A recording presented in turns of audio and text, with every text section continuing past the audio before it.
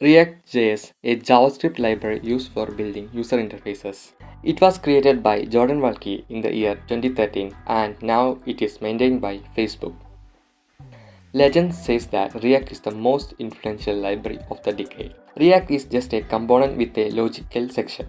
Writing in React is as simple as writing a JavaScript function, a function which returns HTML and injects to the root div of the HTML. If you want to change anything in your application, you can just change the same and React will react to the change.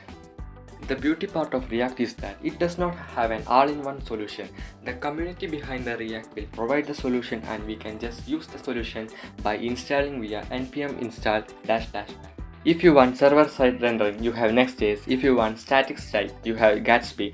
And for your curiosity, who all uses React? Facebook, Twitter, Instagram, WhatsApp, Coinbase, Binance, and the list goes on. This is React in 60 seconds.